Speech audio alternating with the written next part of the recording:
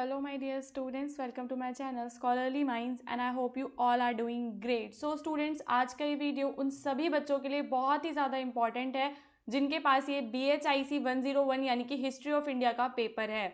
So students, अगर आप जून 2025 में एग्ज़ाम देने वाले हैं तो इस वीडियो को पूरा एंड तक देखना, क्योंकि यहाँ पर मैं डिस्कस करूँगी आपका जून 2024 का पेपर। और यहाँ पे हम आपको ये भी बताएंगे कि जो भी आपके क्वेश्चंस हैं उनके आंसर्स में आपको कौन कौन से पॉइंट्स हैं जो इंक्लूड करने हैं, पेपर का पैटर्न कैसा है। क्योंकि अगर हम एक बार प्रीवियस ईयर पेपर को देख लेते हैं, पैटर्न को समझ लेते हैं, तो आगे जो एग्ज़ाम है उसकी प्रिपरेशन करना हमारे लिए थोड़ा सा ईजी हो जाता है। आपको पता ही होगा कि हमारे चैनल पे BHIC 101 की पूरी कंप्लीट प्ले लिस्ट भी अवेलेबल है। सो उसका लिंक आपको डिस्क्रिप्शन में मिल जाएगा, तो वहाँ से जाके आप लोग जो है इंपॉर्टेंट क्वेश्चंस के डिटेल में आंसर्स भी देख सकते हैं। अभी हम लोग स्टार्ट करते हैं। सेक्शन 1 है जो हमारा। आपका जो पहला क्वेश्चन है वो आपका पैलियोलिथिक एज से आया है। ठीक है, यहाँ पे मैंने हिंदी मीडियम के लिए भी खोला हुआ है पेपर को। हिंदी मीडियम के स्टूडेंट्स भी इसको देख सकते हैं। What are the main features of the paleolithic culture of India. ठीक है, पूरा पाषाणीय जो संस्कृति है भारत की, उसकी जो प्रमुख विशेषताएं थी आपको वो बतानी है। उसके बाद डिस्कस इट्स सब्सिस्टेंस पैटर्न्स। ठीक है, इसके जीवन यापन के तरीकों पर भी आपको चर्चा करनी है। तो यहाँ पे आप क्या क्या बताएंगे, आपको सबसे पहले बताना है कि ये जो आपका पैलियोलिथिक कल्चर है इसको हम लोग ओल्ड स्टोन एज भी कहते हैं, है ना। It is also known as old stone age, आप इसमें बता सकते हैं। फिर कौन कौन सी वो लोग एक्टिविटीज़ करते थे, हंटिंग एंड गैदरिंग, एंड उनका जो लाइफस्टाइल था वो कैसा था। ठीक है, जीवन यापन में उनका जो लाइफस्टाइल था वो कैसा था, हम कह सकते हैं नोमैडिक वो लाइफस्टाइल जो है जीते थे। ये सारा आपको बताना है। उनके सोशल ऑर्गेनाइजेशंस के बारे में, उनका रहन सहन, और एग्रीकल्चर का क्या हमें कुछ मिलता है एग्रीकल्चर के बारे में अगर आपको बुक में बताया गया होगा तो वो भी आप इसमें इंक्लूड कर सकते हैं। फिर है हमारा अगला क्वेश्चन जो कि आपके हड़प्पन सिविलाइजेशन से है। ठीक है, हड़प्पा सभ्यता। तो हड़प्पा सभ्यता से एग्जाम में आपका एक क्वेश्चन जरूर आएगा। तो हड़प्पा सभ्यता वाली जो यूनिट है वो आपको पूरी कंप्लीट करनी है, क्योंकि उसमें से कोई सा भी क्वेश्चन वो आपसे पूछ सकते हैं। हड़प्पा जो सभ्यता है इसको हम लोग एक और इसका जो वर्ड रहता है वो क्या है, सिंधु घाटी सभ्यता भी इसे कहते हैं। ये हमें पता है, इंडस वैली सिविलाइजेशन इसको कहा जाता है। अब यहाँ पर आपको बताना था कि इनकी जो टाउन प्लानिंग है उसके क्या क्या मेन फीचर्स हैं। अगर आप पढ़ेंगे तो आपको पता चलेगा कि यहाँ पे हम पढ़ते हैं ग्रिड पैटर्न्स के बारे में, कि जो वहाँ पे सिटीज़ थी वो ग्रिड पैटर्न में बिल्ड थी, रोड्स और जो स्ट्रीट्स थी इंटरसेक्ट करती थी एक दूसरे को राइट एंगल्स पे। ग्रिड पैटर्न वो लोग फॉलो करते थे। और आर्किटेक्चर आपको बताना है, तो यहाँ पे आप लोग स्टैंडर्डाइज्ड ब्रिक्स के बारे में बताएंगे, जो कि सेम साइज की जो ब्रिक्स है वो हमें पूरी सभ्यता में देखने के लिए मिलती हैं। हाउसेज की प्लानिंग एकदम वेल प्लान्ड हाउसेज हैं। ड्रेनेज सिस्टम के बारे में आपको ज़रूर यहाँ पे बताना है।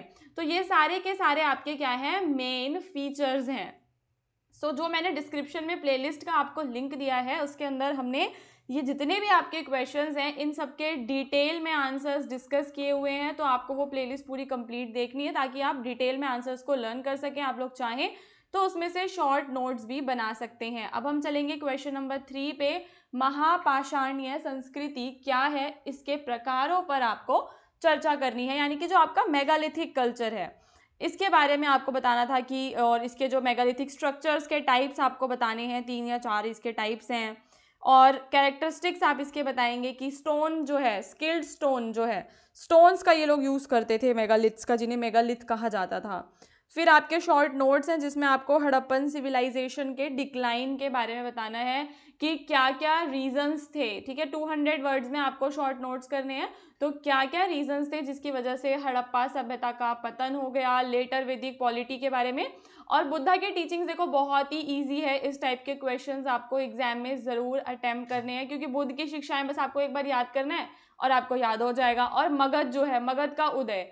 अगर वैसे भी देखो चॉइस रहेगी पेपर में, तो अगर आप हाफ यूनिट्स भी कवर कर लेते तो भी आपका जो है आसानी से एग्जाम ये क्लियर हो जाएगा। बाकी हमारे पास तो हम आपके लिए लेकर आएंगे ही रिवीजन क्लासेस। चलिए तो अब हम देखते हैं सेक्शन नंबर 2 पे। सेक्शन नंबर 2 आपका अशोका से आया है, तो आपको पता ही है कि ये मगध और अशोक की पॉलिसीज वगैरह से क्वेश्चन जरूर आएगा। तो अशोक की धम्म नीति की मुख्य विशेषताएं यहाँ पर आपको बतानी है। क्या क्या उसकी मुख्य विशेषताएं हैं, जिसमें आपका क्या आता है, अहिंसा आता है ना, non violence and compassion and kindness towards all people. ठीक है, चाहे कोई भी लोग हो उनके टुवर्ड्स काइंडनेस की वो बात करते हैं, ट्रूथफुलनेस की बात करते हैं, टॉलरेंस। टॉलरेंस भी यहाँ पर इंपॉर्टेंट है। ये सारी आपको उनके धम्म की नीति की विशेषताएं बतानी है। फिर उन्होंने कौन कौन से रिफॉर्म्स किए ये भी यहाँ पर आपको इंक्लूड करना है। रिफॉर्म्स में जैसे कि जो भी एडमिनिस्ट्रेटिव रिफॉर्म्स थे और आपके सोशल रिफॉर्म्स थे, जैसे कि एनिमल सेक्रीफाइसेस को उन्होंने एबॉलिश किया था, और आपका जो धम्म है उन्होंने कैसे जो ये धम्म की नीति है इसे कैसे पूरे के पूरे जो उनका राज्य था उसमें फैलाया, इसके ऊपर आपको चर्चा करनी है। 20 मार्क्स का क्वेश्चन है तो आंसर्स भी आपको लॉन्ग लिखने हैं। अब चलेंगे अगले क्वेश्चन पे। What were the reasons for the disintegration of the Mauryan empire.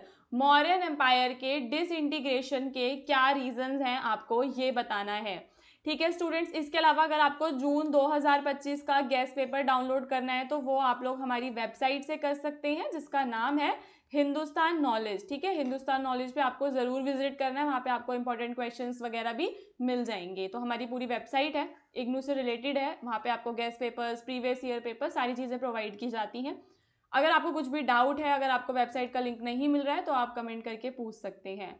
तो मौर्यन एम्पायर क्यों बिखर गया, उसका विघटन क्यों हो गया, ये इसके कारण आपको बताने हैं। कई सारे फैक्टर्स हैं, अगर हम इसके फैक्टर्स की बात करें तो आप इसको फैक्टर्स को दो में डिवाइड कर देना। पहले आप इसके इंटरनल जो फैक्टर्स हैं उनके बारे में बताना, एंड देन आप बताना एक्सटर्नल फैक्टर्स के बारे में। तो इंटरनल फैक्टर्स में आपके क्या आएंगे, वीक सक्सेशन और जो आपका इकोनॉमिक ट्रबल्स हैं वो सब आप बता दोगे। एक्सटर्नल में आप बता सकते हो कि जो फॉरेन जो इन्वेजन्स होते थे उसके बारे में। और देखो महिलाओं की स्थिति से एक क्वेश्चन आपके एग्जाम में ज़रूर आता है, वो पूछ सकता है कि अशोक मौर्यन एम्पायर में महिलाओं की स्थिति क्या थी, या हड़प्पा में महिलाओं की स्थिति क्या थी, या फिर प्राचीन भारत में महिलाओं की क्या स्थिति थी। एक क्वेश्चन फीमेल से रिलेटेड एग्जाम में आता ही है। तो यहाँ पे आपको जो वुमेन का पोजीशन है इंडिया में वैदिक पीरियड के दौरान उस कैसा था, वुमेन्स को क्या रिस्पेक्ट और इक्वलिटी दी जाती थी, क्या हमारे कुछ फीमेल डीटीज थी जिनकी पूजा होती थी, जिसमें आप सरस्वती, लक्ष्मी, है ना, इनके बारे में आप बता सकते हो। फिर आप बताओगे बुद्धिस्ट और जैन पीरियड के दौरान जो है वुमेन्स की क्या स्थिति थी, जैसे कि जो बुद्धिज्म और जैनिज्म में वुमेन्स हैं क्या वो अलाउड था, है ना। देखो बुद्धिज्म और जैनिज्म में तो अलाउड था ही वुमेन को पार्टिसिपेट करना। फिर जो है आपको बताना है पोस्ट वैदिक पीरियड, ये सारा इसमें आपको इंक्लूड करना है। सो ये आपका स्टार्टिंग की यूनिट्स में से ही हो जाएगा। फिर है आपके क्या ये एनी 2 पे आपको शॉर्ट नोट्स बताने हैं, जिसमें आपका सप्तांग थ्योरी है, मेगास्थनीज है। मेगास्थनीज तो आपको पता ही होगा कि वो एक ग्रीक हिस्टोरियन जो थे, ठीक है, उस टाइम पे ये लिखा गया था मेगास्थनीज। और आपका अर्थशास्त्र जो है वो किसने जो है लिखा था, कौटिल्य ने लिखा था, ये आपको बताना है। फिर मेटलर्जी जो है, मेटलर्जी की क्या स्थिति थी एंशंट इंडिया में, प्राचीन भारत में, धातु विज्ञान। तो देखो मेगास्थनीज है, अर्थशास्त्र है या धातु विज्ञान, ये तीनों ही टॉपिक्स आपके इंपॉर्टेंट हैं, ये जो है आपको ज़रूर कवर करने हैं। इसके अलावा स्टूडेंट्स अगर आप हमारे चैनल पे नए हैं तो चैनल को सब्सक्राइब करना मत भूलना, क्योंकि जून 2025 के एग्जाम्स के लिए हम आपके लिए रिवीजन क्लासेस लेकर आएंगे जो कि आपके एग्जाम में बहुत ज़्यादा हेल्प करेंगी।